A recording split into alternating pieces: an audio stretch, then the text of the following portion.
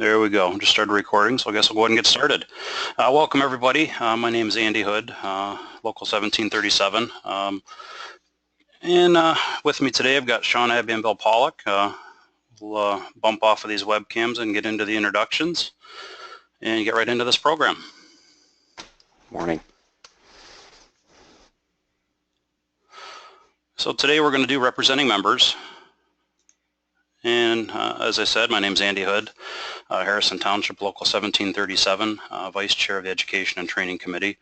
I've been local union president and vice president probably most of my career in Harrison Township, and been working with the State Union Committee, I'd say 6-7 years now, teaching classes like this and help coordinate other stuff. And with me today, I'll be organizing and kind of moderating the session today, and Sean will be the main speaker for today. Well, good morning. My name is Sean Abbey. I'm District Vice President for the 2nd District, and I've been doing that for over 10 years. And I also chair the Education and Training Committee, which I've done for a little while.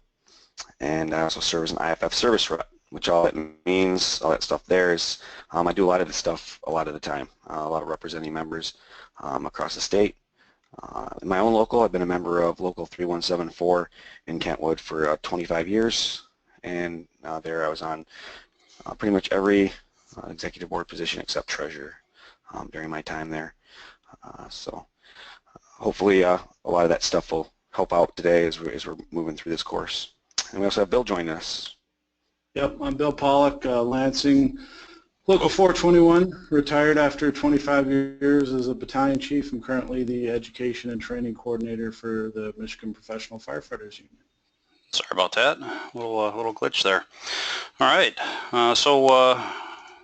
first throughout this we do a few poll questions, and here's our first poll question for today. Have you ever participated in an MPFFU webinar?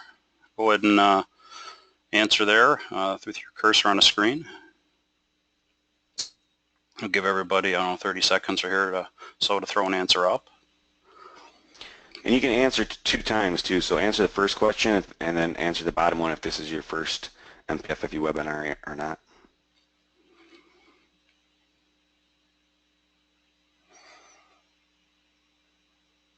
Okay, a couple more seconds here.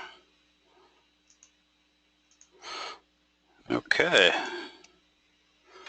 And looks like yes, but only a couple's pretty popular. Hopefully it's a couple that we've done, and a few first-timers. That's great.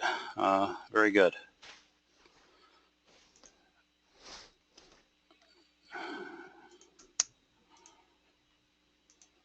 Give me 1 second here to get this moving again.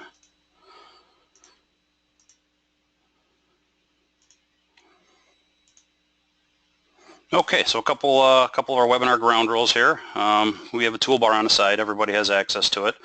It's to help encourage participation. You can type in chat if you need to, or if someone has a question. I'll be checking that periodically. Go ahead and raise your hand, and we can open up your microphone, and you can talk to us as well. You can type a question in. That's a little harder to get to. I can read that question for you if you're not able to have audio or anything like that. We're going to have a number of polls throughout this, so please go ahead and answer the polls. And on the right-hand side, there are handouts for this session. We have a bunch of different stuff you can download, and if you need to, we can email it to you as well.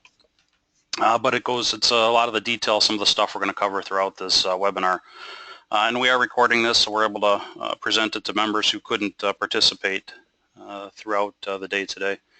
And we'll have it sent out via Facebook through the MPFFU.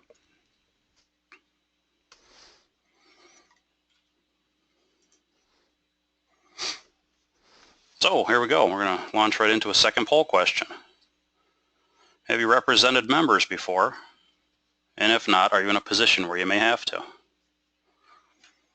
And it should be popping up right now. Go ahead and answer that for us.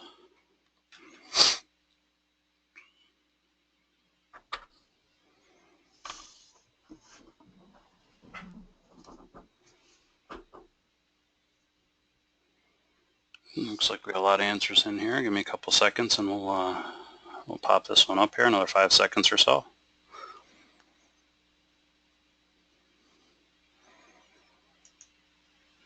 Okay, and here's our answers.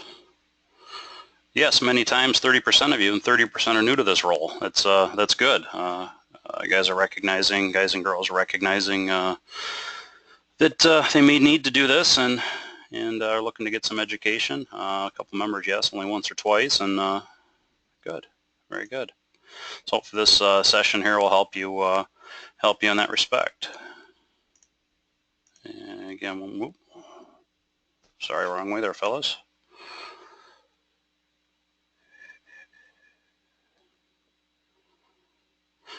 So we're going to throw out a legal disclaimer here, and this is something the attorney makes us do all the time. This one's going to be read word for word, so I apologize, but this webinar is intended to serve only as informal guidance on the matters addressed. You should not be relied upon as legal advice.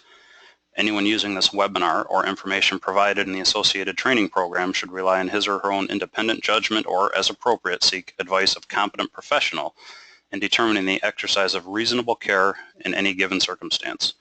The MPFFU disclaims liability for any injury or other damages of any nature whatsoever, directly or indirectly, resulting from the use of or reliance on this webinar or the associated training program. And it's a pretty important point there. If we have members that there's a lot of stuff we're going to cover in here that could get the local in a lot of trouble, so we need to make sure that if you come into a problem and you're unsure about it, talk to your district vice president, talk to other local presidents, or even and legal counsel, importantly, as well.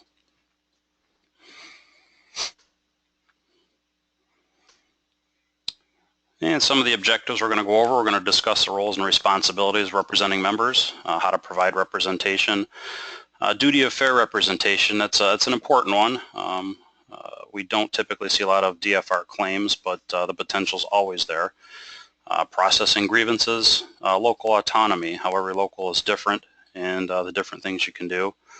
And what should union rep be doing? What should union rep be doing? You can use your chat box to toss in any answers or questions you have for that. And Andy, James looks like he's got his hand up. I don't know if you want let me take a look here. Questions? So yeah, just real quick, when you think about a representative, a union rep, just put in your chat box real quick, or just type in there in your question, either place. Just a quick word. What do you think a union rep should be doing?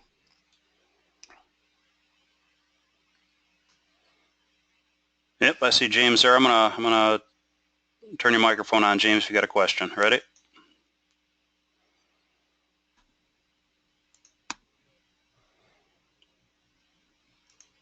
Let's see. Here, James.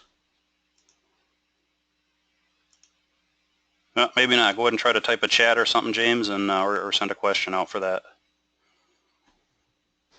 All right, so let's go. Let's move on to the next slide, and we'll keep going here. So, what should you be doing? Give me 1 second here, Sean. Okay. Yeah, a little technical difficulty here with getting in and out of the chat questions and stuff. Oh, okay. Okay, here we go.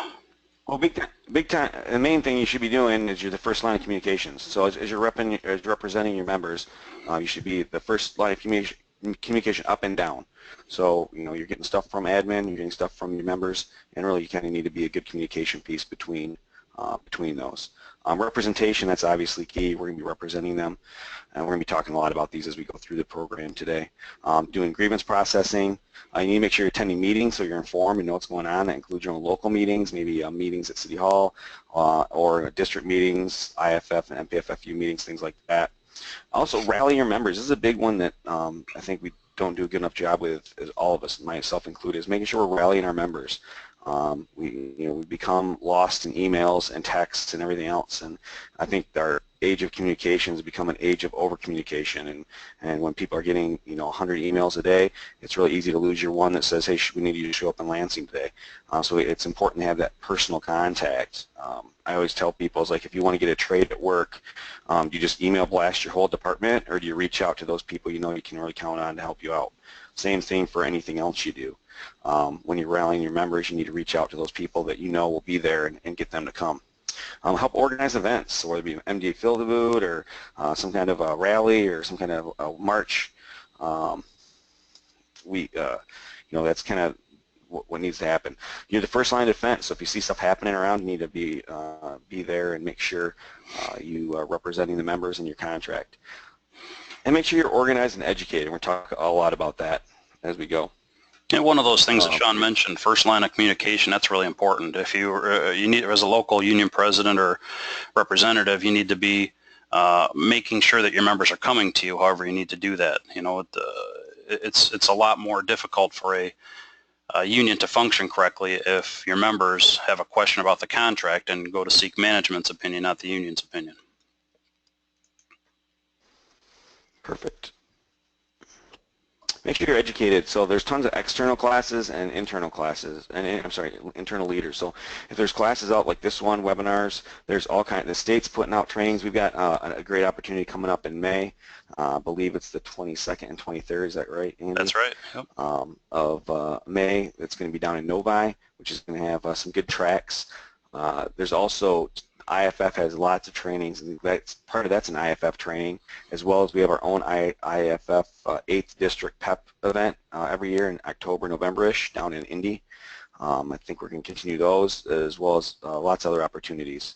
So internal leaders, find other people, bounce stuff off internal leaders and external leaders. You got a lot of people around you. For example, in my district, a lot of my local leaders contact me with questions and things like that, and there's very few problems that have never happened before.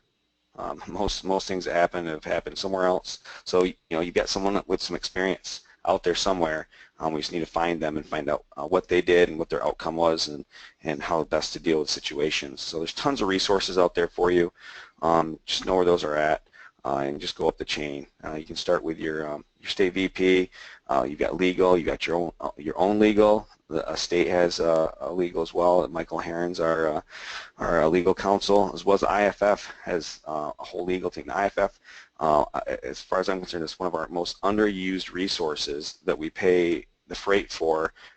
Every check is the IFF. They have tons of people there that can help you with almost anything. So you've got a lot of help out there. Just reach out and get it. Yeah, Sean hit the nail on the head with the IAFF being underutilized. My local had an issue arise with FLSA calculation. My township decided to change how they're going to calculate FLSA and paid overtime. So I emailed Paul Huffnagel, who was a DVP at the time, and within minutes of me sending the email, my phone rang. It was Paul. Talked to me for about 10 minutes about what the problem was, and he says, all right, I understand. I'm going to put you in touch with legal counsel for the IAFF. Within 5 minutes, I had an email back from them. We scheduled a time to talk, and I bet you they committed probably 20 hours between emails and conversations with me working on one FLSA issue for a small local. But the IAFF is there and has those resources available. All right, these next few slides I want to just kind of fly through because I really want to get to the meat and potatoes of today, which is the representative. But you need to be organized, and whether you do it paper or digital, we'll talk about paper here for a quick second. It still works.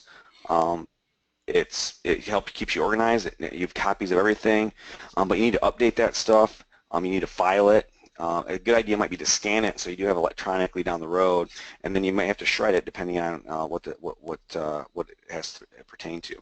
Keep in mind with paper stuff, if you're around the station, you catch a run, and it's all done in paper, that's very hard to secure. It's laying there. Whereas if it's on your computer or something like that, you can lock it up, and so people can't get to it quite as easily. So they still work. So if that's the way you do it, make sure that's kind of you've got that all taken care of. But then also electronically, it's got obviously the way things are going, get with the times here.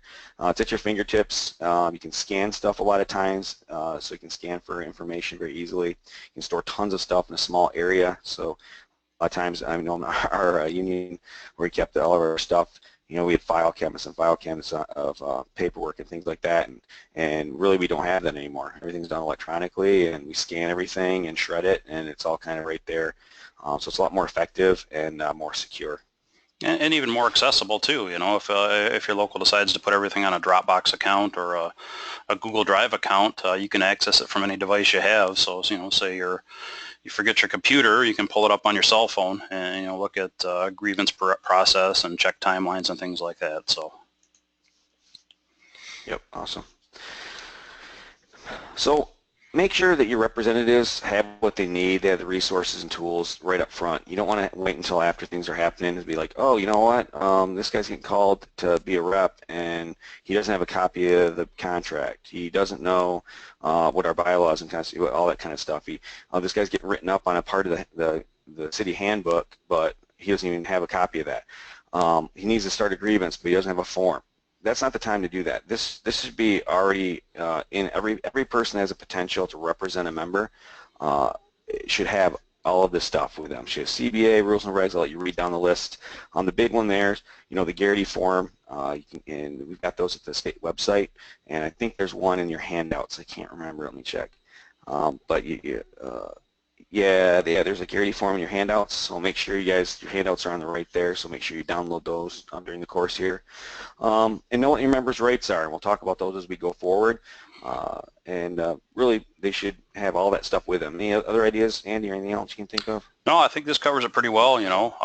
Probably some of the more important things is no paper and pens. If you get called into an emergency disciplinary meeting, you need to be able to take notes, and because going through this process, representing a member, you could lose a lot of thought if you have a half-hour meeting. Perfect. All right. The big thing about representation is everyone, absolutely everyone, receives fair and equitable representation, no matter what.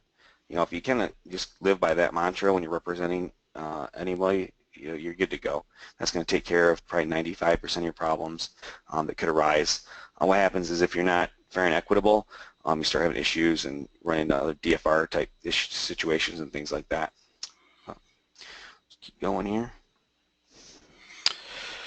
Poll question 3 is. Do you want me to launch it? Yeah, can you launch it, Sean? Is all information exchanged between a MPFF or between a union representative and a member considered private and privileged?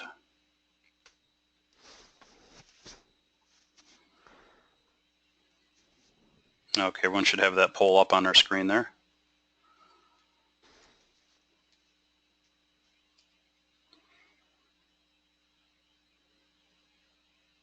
Almost there, just get a couple more seconds. All right. All right, you got the answers there, Sean? There you go. Yeah. Should be posted. It's 75% are yes, and it's no. It could be used against a member. There's no such thing. We'll move on to the next slide here.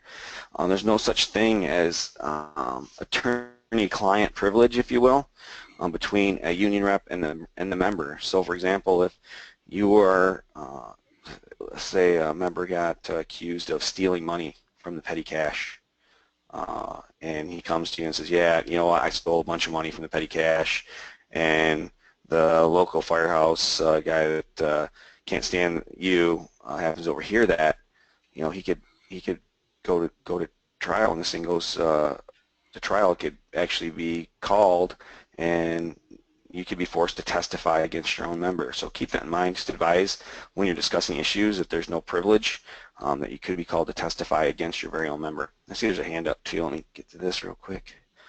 Dave, I'm going to turn you on here for a second. Oops, where'd you go? Of course. Oh, there you are. Go ahead, Dave. I'm going to turn your mic on. You got a question? David, you there? Yeah, I'm here. There we go. I don't have a question, though. I'm sorry. Oh, I thought your hand was up, so I didn't know. Okay. I'll turn you off there. Yeah, the most important thing to remember out of this is that, just like Sean said, there's no union representative member privilege. If he tells you something, you can be forced to testify as to what he said, he or she said. So some of the rights that members have, Weingarten rights, came out of National Labor Relations Board case in 1977. And this case gives a right to union members to have representation when members getting question-related discipline. We do have a different webinar we do specific towards Weingarten rights. Yeah, and that's the big thing here. We're going to fly through these member rights. There's entire webinars on all this stuff. So when we cut this class up to make this one an hour, we can't possibly go through this. The big thing to get out of this is advise your members. They have a right to have a union representative present. Management can't select the rep. It's up to the member. And the representative is an active participant. So if you're representing a member, you can be an active participant. You can ask questions. You can ask clarifying questions. If it doesn't make sense, if the chief's asking what happened during that shift or whatever, you can, I mean, how's he supposed to recall what happened in the entire shift? Or anything else that just doesn't make sense. You're there to be an active participant. You're not just there to sit there like a rock. And remember, when you're repping a member, you're an equal. So I know you might be a 6-year firefighter, but when you're with the chief, you're an equal ground. You're representing the member in the local, and you're on equal ground with the chief. And that one's something hard that sometimes people don't get. A lot of times you get a fire chief who's trying to be threatening and intimidated, but and it's sometimes difficult to stand your ground and make them understand that they're equal, that you're equals in that situation, but you are. One of the tough issues to deal with, a little outside the box and something to think about, is when you have members that have issues against other members.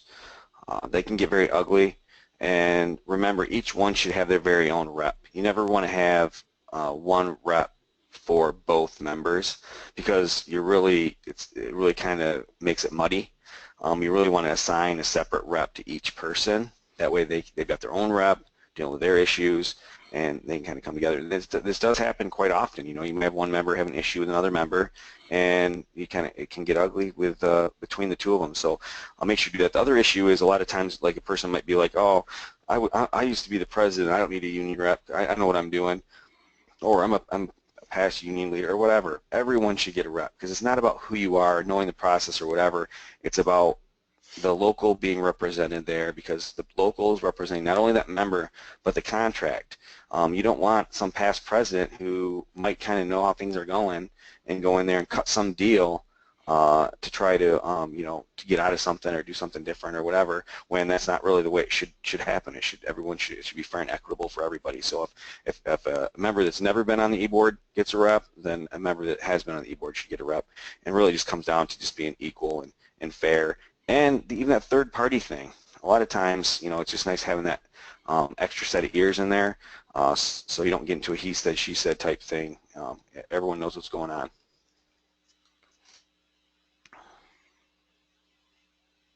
So we'll touch on duty of fair representation. A breach of the statutory duty of fair representation occurs only when a union's conduct towards a member of the collective bargaining unit is arbitrary, discriminatory, or in bad faith. And this is a U.S. Supreme Court decision that gives us this test for duty of fair representation.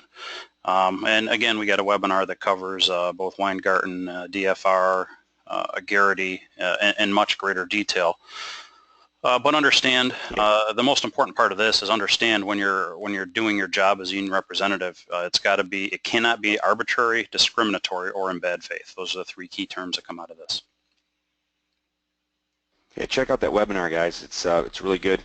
It's recorded right now. There's a recorded version that's on the state website, so check that out. And I'm sure we'll be doing another live one here soon.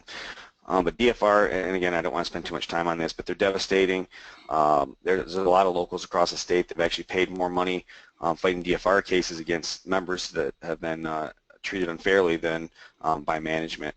And you're really putting yourself and your local at risk if you are being arbitrary or discriminatory or acting in bad faith. You both can be sued. They can come after you as well. We've had union officials named in cases. And it's as simple as this: be fair, don't discriminate, follow the rules, make sure everybody knows the rules, and then never do anything alone. If you're starting to make decisions alone, you're just asking to get in trouble. So make sure you have some kind of process in place that includes more than one person.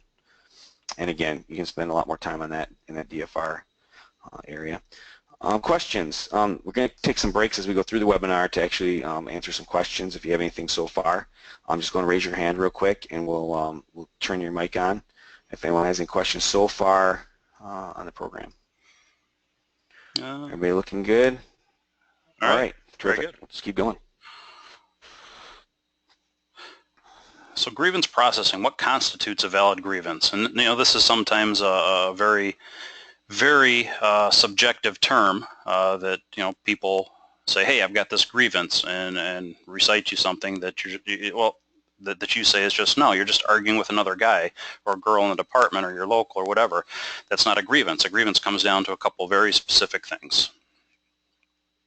So just real quick, anybody want to raise your hand? What's the difference between is it a grievance or a gripe? So anybody want to raise your hand and give a quick example of a difference between a grievance and a gripe and that you've dealt with in your local? Anyone? Don't be afraid. Well, here we can toss out our interpretation of grievance versus gripe. There you go.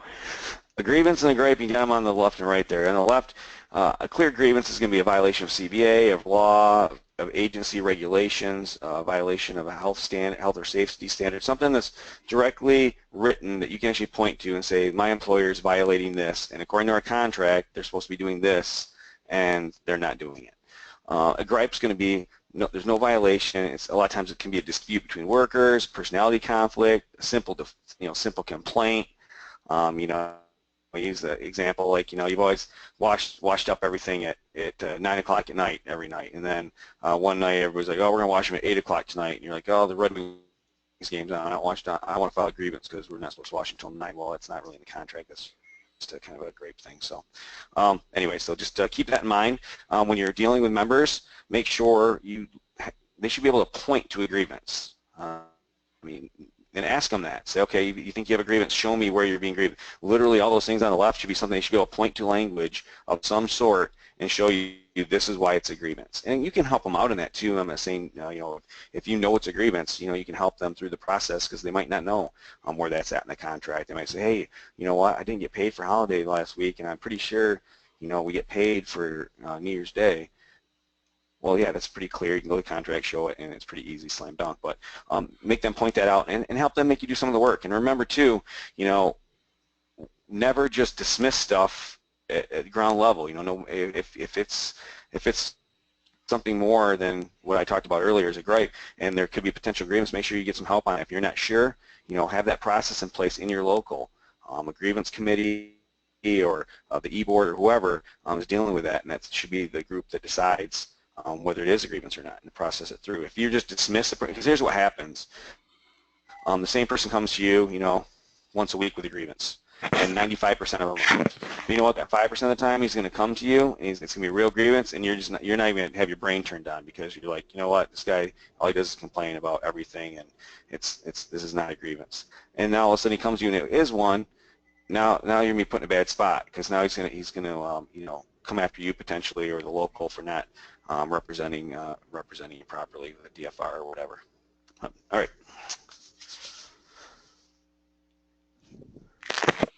So CBA violation. Sorry, go ahead.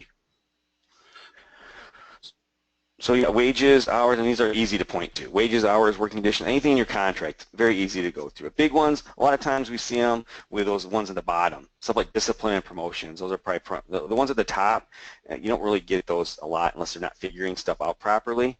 But in general, that's the way it is. We see some healthcare stuff now because the way they're figuring out healthcare, sometimes it's not done properly.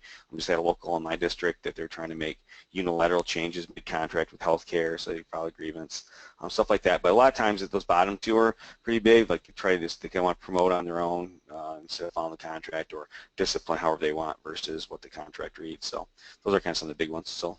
Yeah, and even along with the discipline, like a past practice, if a certain infraction over time has been warranted to be a verbal reprimand, and the management has an issue with one employee and says, all right, well, I know over the past this has always been a verbal, because I don't like you, it's now a written or time off. That could be a violation too as well. Discipline has to be fair for everybody as well. And there we go, right into violation of past practice. Past practice is something that's been in place for an extended period of time and is accepted both by management and the union. And this can be explicit, verbally or in writing, or implicit, meaning that it's occurred and neither side has objected. If management decides to try to change a past practice, over time, these practices become basically incorporated into the contract, even though they're not written there on the implicit side. So if your practice is we have coffee at 9:30 every morning, we get our vehicles checked out, plan the day, and we sit down from 9:30 to 10 o'clock and have coffee. And managements came in there and sat down, had a cup of coffee, and this has been an ongoing process. And all of a sudden they get some sort of issue, and say, you know what, you guys need to get up at 9:30 and go mop the floors. Well, you may potentially have a past practice grievance if it rises to the level that it's been an accepted practice throughout time.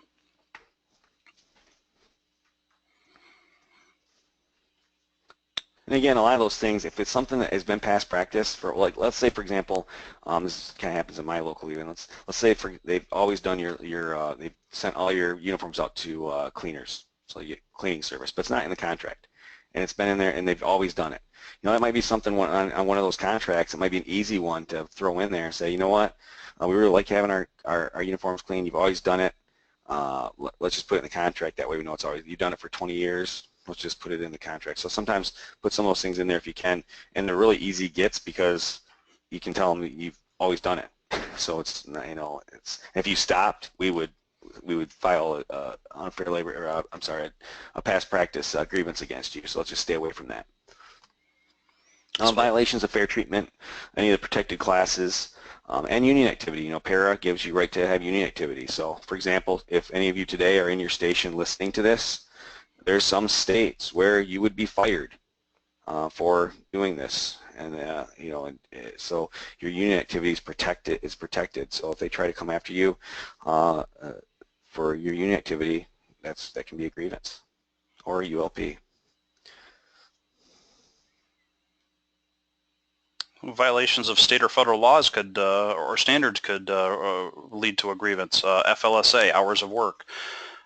53 hours is our threshold per week in a 28-day period for overtime. Some places have just overtime for any extra hours worked. So if you work 212 hours, take 2 days off and work one extra day, they pay you overtime. Well, that's okay. But if they decide that, you know what, we're going to move the threshold of when we pay overtime from 212 up to 240 hours, well, then there's a grievance based on FLSA violation. MIOSHA Part 74 is what gives us our safety standards in the fire service. A grievance can be filed on violations of safety standards. PARA, right to union activity like Sean was talking about before. A lot of places even have in their contracts that they can hold meetings on township, city, whatever municipality property, or even have rights to have offices there. But at least right now in Michigan, PARA gives us some pretty powerful rights to protected union activities in the state. NFPA 1500, health and safety issues. A lot of those issues can be grieved as well. And again, a lot of times that's only if it's incorporated somehow, because it's a standard, not a right. But management has its own rules, so they put rules and things out. And if they're not following their own rules, they're going to punish you if you don't follow their rules, so you can grieve if they don't follow their own rules. So make sure they're following their own rules, policies, and procedures, and they're doing what they're supposed to. And always remember that your contract's going to supersede any of their own rules and regs or city manual or anything like that. Your contract's a legal document that's going to supersede any and all other things, except for obviously actual law. So it's kind of your own thing, your own set of rules, and it's going to be the main thing you're going to go to. So if they have something, for example, let's say in your city handbook that conflicts with your contract's always going to prevail.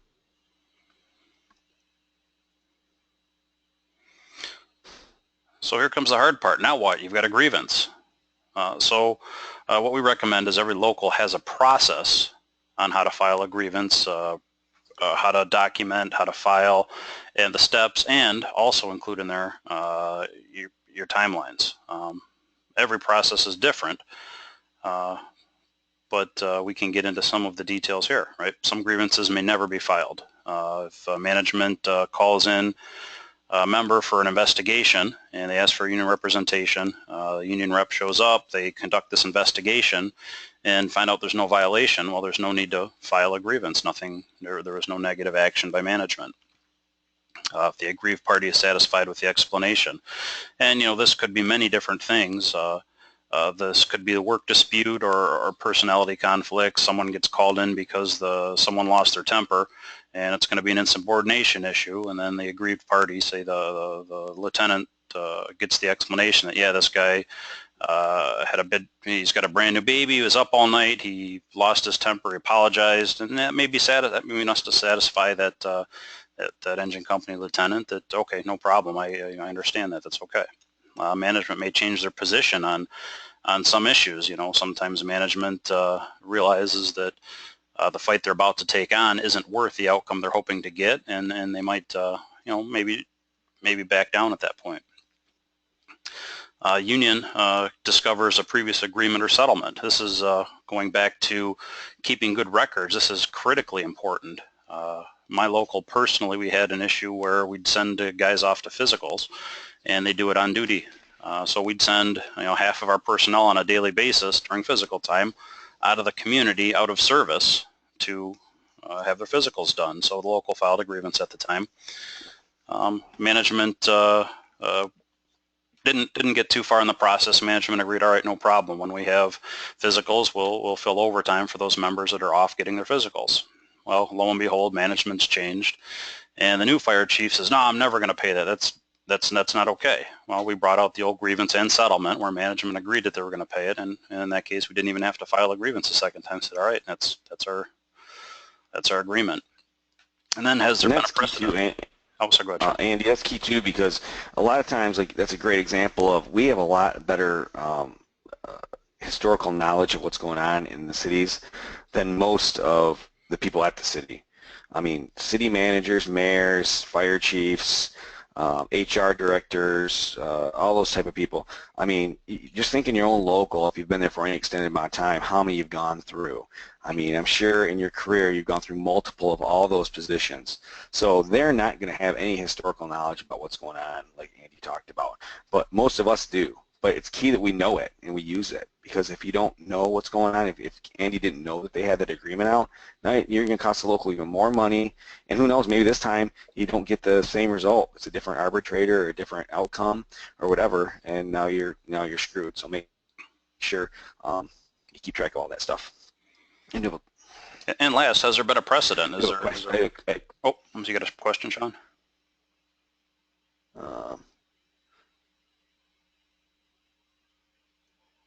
Yes, it says, some of our members who have had lengthy personality conflicts want the union to file safety grievances against each other for questionable tactics on the fire ground. I was under the impression that it's not our job to pursue discipline against our own members. The safety grievance approach seems like a gray area. Yeah. Any suggestions? Yeah, I mean, that's an interesting one. I mean, the grievance part of that would be hard, just because, like you said, you actually can point to something specific.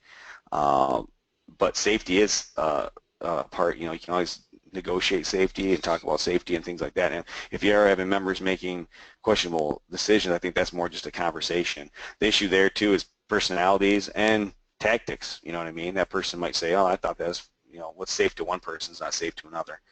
So I guess one thing is what standards they're using or what training they're using or whatever. But that almost sounds like you just need to have some conversations more than a grievance. But I mean, and that kind of gets through too to the question, is that could be one of those member things, which is kind of tight, which can be tough. And but a grievance, you gotta actually ask what it comes back to what is a grievance. Have them point, what do you want to grieve? Because personalities or safety issues on a scene, if they're crazy, like safety, you get a firefighter killed, then obviously you need to have some conversations with your chief as a union just on the overall safety, not necessarily through a grievance, but just that's what the union's there for, to keep their members safe. But if it's just some personality dispute, I don't like the way this guy does it, or whatever, let's face it, our job's not safe. But I've got some members in my local that if we went into a fire, they might think that that's unsafe because they're safety guys. They want to make sure everything's safe. And then other guys, if you you could send them into a fully involved house and they wouldn't care. So it just depends. Yeah, absolutely. That can be very subjective. Yeah, I don't know if that answers your question, but okay, let's keep going. We gotta get through some stuff. We got about 20 minutes, so we want to get through there. So know when to file. Make sure you file your CBA timelines. There's a form in your handouts. A form is great to have, and in your form, take that form and adapt it to your CBA and your Constitution and bylaws. So, and really, your Constitution and bylaws and your CBA should really go together. Dovetail together how that operates. So, in your contract, you should reference who does the grievances, and in your Constitution and bylaws, it should reference the same thing. And then your timeline should be in there, and in that form, document the timeline. So if it says you have 5 days to file a grievance, the first thing in the top of that form should be the date of the alleged grievance, the alleged grievable act should be right at the top, and then 5 days from that should be there. But remember, your days are going to be different based on your contract.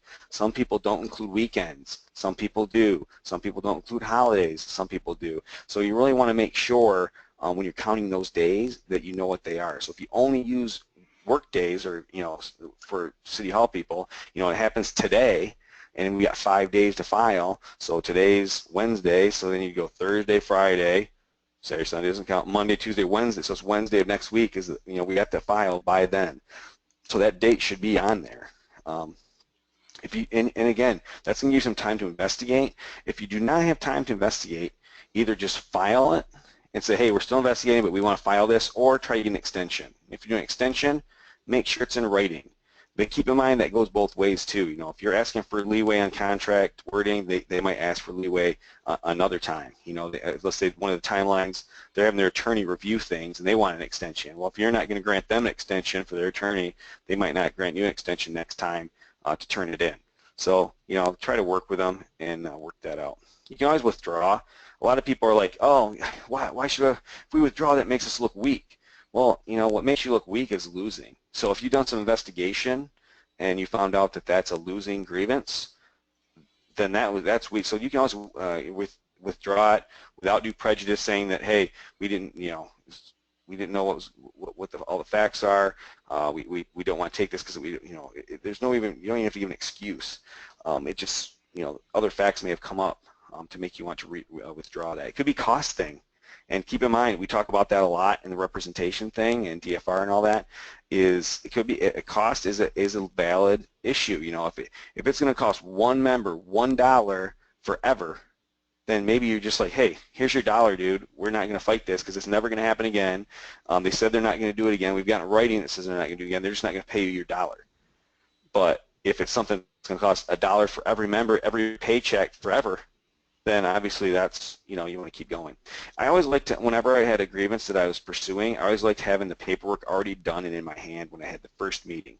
So like Andy talked about a little bit ago, you might never have to file that grievance, but I always liked having it in my hand because they knew that in that meeting, if we didn't come to an agreement or something happened that I liked, that I was going to file the grievance right then. So that's kind of a nice trick to do, and not even a trick, just kind of a nice thing to do is make sure you have that already done. So you're like, okay, Chief, we can't come to an agreement on this. Obviously, you're not saying, oh, I want to start a grievance. Here's the form.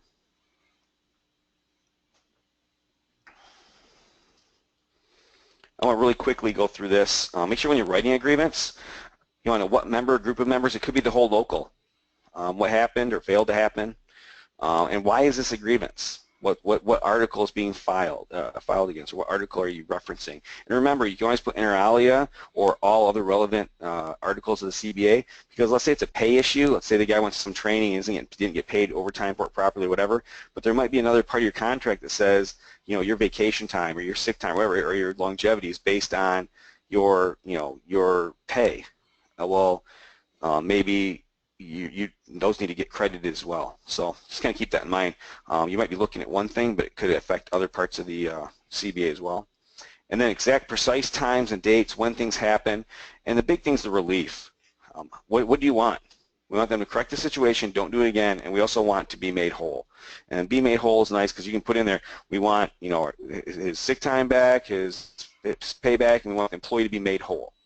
So maybe it's lost time, maybe it's whatever, but at the end of the day, we just want it to be like nothing ever happened. And that could be like, let's say they demoted a person and you grieved it and got his promotion back. That's a big thing. There's a lot to that about being made whole. Not only getting all the stuff back, whatever, but there's a lot of pay and lost time and things like that that can be affected.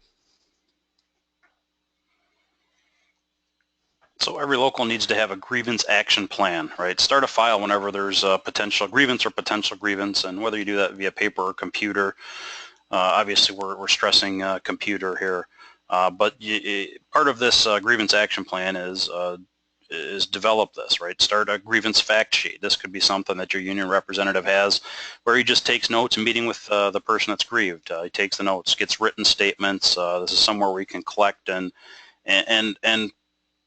write down evidence and pertinent documents and all these things. And as well, part of this process, the grievant is going to offer their version of what happened and why it's a grievance. You need to have good communication with that grievant, because if you take their case and take down all this information and talk to them and they don't hear from you for 2 weeks, it's going to leave a negative impact on them. So start your file, start getting your documents, get everything together, and make sure you're communicating with the person who filed the grievance. Hey, this is where we're at. We've got written statements. We're still collecting evidence. It could be another week or whatever the situation might be. That's a great way to keep any other issues in check. The biggest thing members don't like is not being told what's going on. And remember, the more quality you put into this process, this investigation, and this action plan, the more money you can save your local down the road. Because if this goes into arbitration, it could be 6 months, a year later, your attorney is going to say, I need this, I need this, I need this. And if you don't have that for them, they're going to do it, and it's going to cost you a lot more money. Yeah, it's much easier for you get to the point where 6 months down the road you have to file for arbitration and the attorney says, all right, send me everything you got. If you can send them off one computer file with 2 pages of notes, 10 written statements, the evidence, various articles of the contract or rules that were violated and everything else, it's going to make their job a lot more quick, which is in turn going to reduce your costs as well. All right, make sure you have the action plan as part of building a case. This is going to be a court case, basically, is what comes down to. An arbitration is, a grievance arbitration is exactly like a court case. You want to be professional.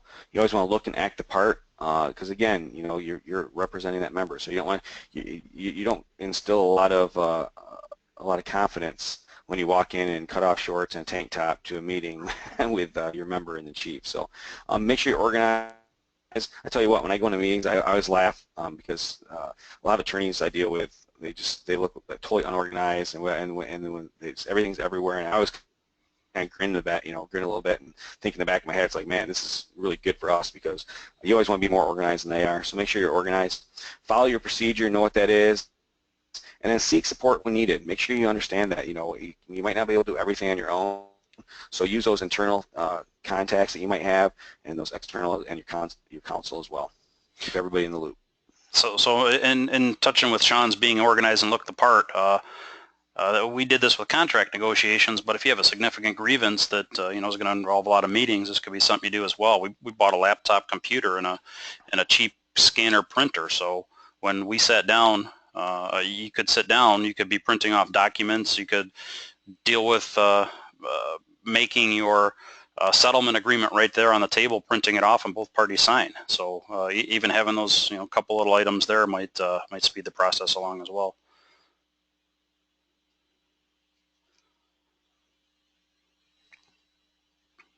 So part of your grievance. And then make sure it's a. Oh, go ahead, Sean. Sorry. Good. Make sure you're doing a thorough investigation. Make sure you're doing interviews with the members, supervisors, witnesses, things like that. And make sure you get complete notes and timelines of everything that happened and what led up to events, things like that. Again, that's where you're really going to find a lot of your background information to support the case or find out what exactly happened.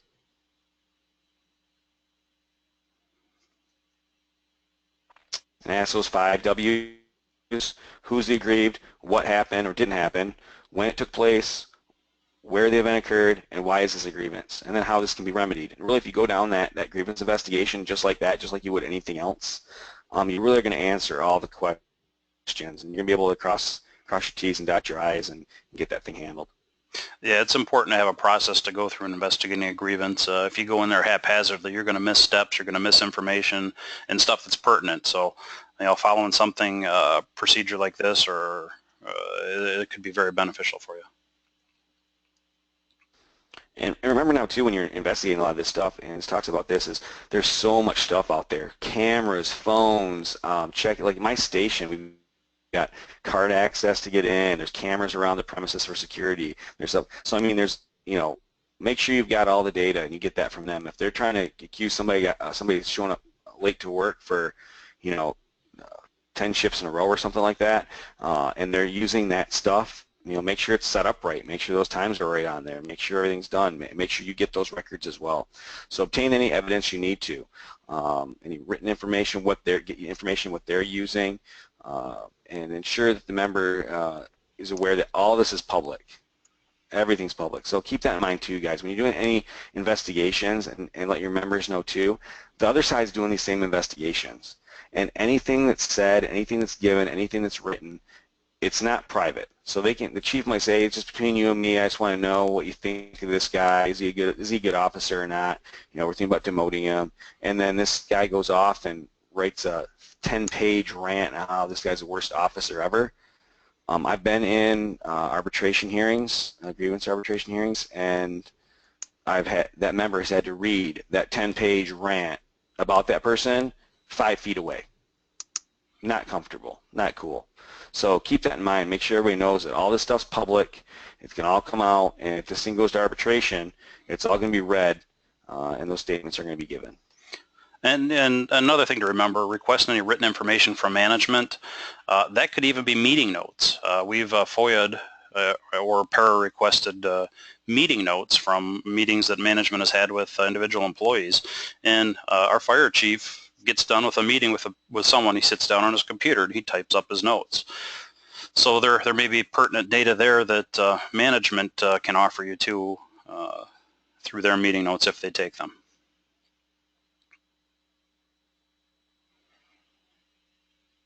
How are we going to proceed? Make sure you look at all the evidence, and we're going to determine how that grievance should be processed, how it should be filed, and if it's going to eventually be arbitrated. You can make a lot of these decisions based on your process, and again, consult with that DFR course. That'll help you a lot with some of those decisions. Make sure you have an e-board or the grievance committee or somebody is making that decision of how this thing's going. It should never be one person saying, oh, yep, this is what I think's happening. Oh, it's not a grievance, or yep, we're taking it all away, or whatever. You should have some kind of appeal process in place as well. For example, in my local, we've got a grievance committee that's headed by a vice president and 2 stewards. If let's say they deny the thing going forward, that member can then appeal that grievance to the president, the secretary, and the treasurer. So the other 3 members of the e-board. So it's nice to have an appeal process in place, because just in case, say 2 of those 3 people on that group in the first group, just don't like that guy. It should never be about personalities, but sometimes that does happen. But there's at least an appeal process to get around that. Try not to do meetings. It depends on the size of your local. Some locals might only have 6 people in their local, and that might be a good group, a number to deal with it. But I've seen way too many times when locals have 30 people in their local, let's say, and they're in a meeting, and it turns into, that guy's never done anything for this local. Oh, I wish we, those kind of conversations should not happen. And it's hard to control those types of conversations when you have a large group like that. You almost get like the mob thing going. You don't want that. This should be about the facts of this case, not and if we should represent this member. Because remember, that you might not like this member at all, or you might think he's worthless, but this potential grievance could affect everybody. So next time you do this, or it could affect you. So it should never be personal. It should never be about what that person's done. It should only be about the present case. And a lot of times I've seen those meeting situations, it just turns into that. And the other bad thing about that is a lot of times that member's there. So he's jotting notes down about how, oh, they're not going to take this because they said I don't work hard enough, and they think that I don't do a good job, and I don't show up to union meetings, and da-da-da-da-da.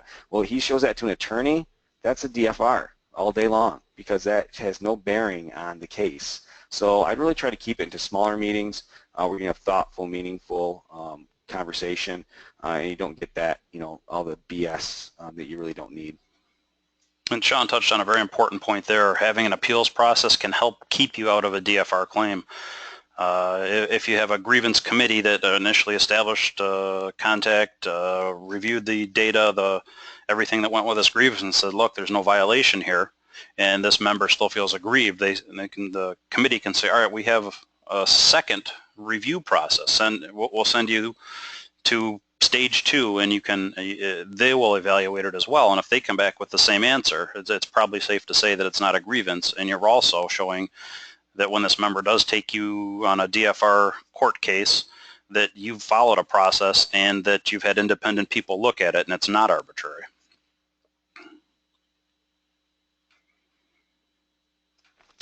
So your overview of the process, make sure you know what your strategies are to get this thing done. You know, maybe you're just gonna file the grievance, and you know as a group that you told the member, we're not gonna take the arbitration because we don't think we can win, but we're gonna go as far as we can before we have to spend some money, because let's face it, maybe they'll just settle it before. And so know what that plan is.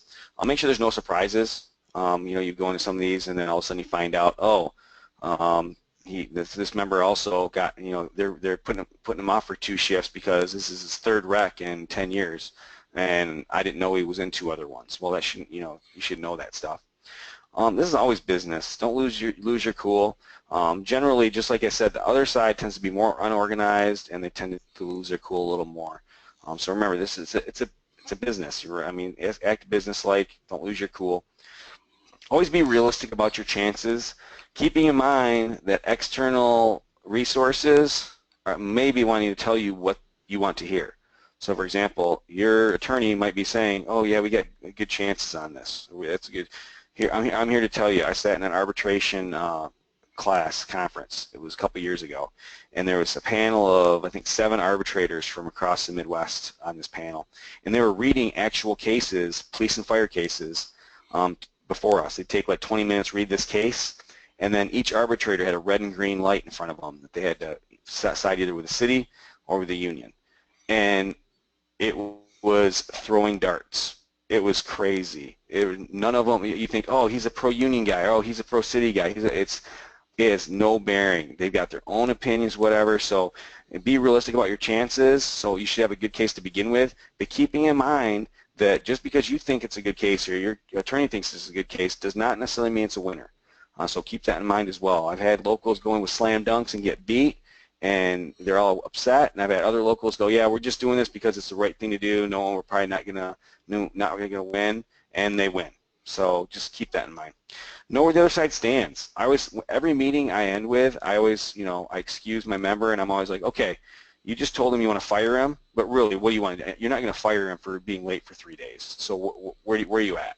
So kind of know where they're at, and don't be afraid to tell them where you're at. Say, hey, 3 days, we're not going to go any more than, you know, a written reprimand. It's 3 days. He's had no other discipline. There's no way, you know. So just kind of make sure you know where everybody's at. Don't get personal like we talked about a little bit ago. Ask those questions. You know, don't be afraid to ask clarifying questions through the process. Have notes, take notes through the whole thing, and make sure you have all your written evidence down. And then at the bottom is always stay united. You know, if you do all this stuff, have the strategy, have the plan, it's really easy to stay united because everybody's informed, everybody's on the same path, we're all rowing the boat the same way. You want to make sure you're staying united. So we only got a couple minutes here, so I want to finish this up, so kind of fly through the rest of here. We got a lot of information. Remember, with grievance arbitration, it's cost, so it's going to be costly. There's a, you know, and you got a time frame to deal with that. And remember, failing to prepare is preparing to fail with anything. So make sure you prepare a ton. It's professional. It's going to look like a court proceeding, very much like that picture there. You're going to have an arbitrator up there, and you're going to have a court reporter or anything like that. It's going to feel very much like a court proceeding because it is. And your rulings versus 312. In 312, the arbitrator can only choose one side or the other. So they have to rule with the union or management. So one side there. In grievance arbitration, they could say, let's say the city wants to fire the person and you want 1 day off. The arbitrator could come back and say, oh, 3 days off is reasonable or whatever. And remember, if there's justification there. Make sure the justification for, you know, if justify why you're not doing something to avoid a DFR. Okay, and remember on those 3 things we talked about. So any questions on any of this before we're just getting ready to finish up here, I think we got a couple more slides. Any more questions? All right, here, we'll keep going here and get this thing done. Almost there, I believe. I'll make sure, as a rep, try and inspire your members. Get them involved. Remember, if you're a union representative, whether it be an e-board member or a steward or just a rep, inspire your members to get involved with the local. You know, get them to attend meetings, rallies, fundraisings, get them to be politically active. Because again, no one else is doing it. It's up to us. You know, management's definitely not doing that. It's crazy. They're not getting members involved with stuff. So make sure you inspire them. FirePack, we always put in every program. FirePack is vitally important to our to what we do. So if you can donate any money to FirePack, there are forms on the website. Politics is everything we do, whether it be the state, federal, or local, and it takes money to help push our agenda. So please join and encourage others in your local to join as well. The amount of money you put in, you will get back returned in full. So as we close, make sure you know what your grievance process is. We'll go back. This is the big thing. It's like we've talked a lot today about some different things and processes, but know what your stuff is. Go back and get your grievance process out. You should know that intently. Know what your collective bargaining agreement and bylaws state. Understand your members' rights. There's a whole program on that, on Weingart and Garrity and all those. So make sure you know that and check out that webinar. Make sure you're creating solutions and not problems to get things done. And get everybody involved. It's key to be a good rep, and we got to bring up the people underneath us and keep this boat going and keep everybody on the same page. So get people involved. Know how to proceed with a grievance and know what constitutes a grievance, and then most importantly, make sure you all members are represented equally and fairly. That's key. We want to take care of everybody. There's one last poll, and I'll launch that real quick before you leave. There is also a survey at the end, so if you could please do that. But just do you feel like you're better informed now because of this? And this is just a quick one to finish up with, and then if you can please also answer the survey at the end. It's very helpful. Please be as brutally honest in those as possible. This is an hour out of your day. It's important that we cover what we need to and do it in a manner that is best for our members. Yeah, and I'll also make sure you put comments on the format and everything like that. We're constantly working on better ways to do these webinars, and any comments and feedback we get related to the format and how they're running is important as well.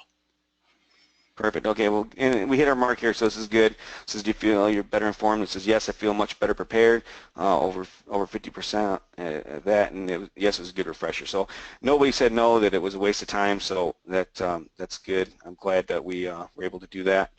I think we're just going to hit one more. There's our emails. If you have anything you want to ask us personally or something about the class that you want to get some more information on, feel free to email Andy or myself. Anytime. We do thank you for attending.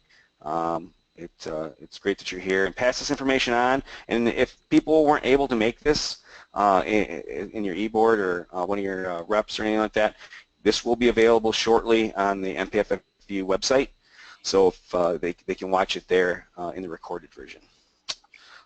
Everybody have a great day, and thank you for being here. We got another one coming up at 1 o'clock, a leadership seminar. A leadership webinar. It'll be a quick hour as well. And thanks for your time, and have a great day. Thanks, yeah, thank Andy. you, everybody. Have a great day. And then, Andy, you got the recording thing there, so you can shut that down.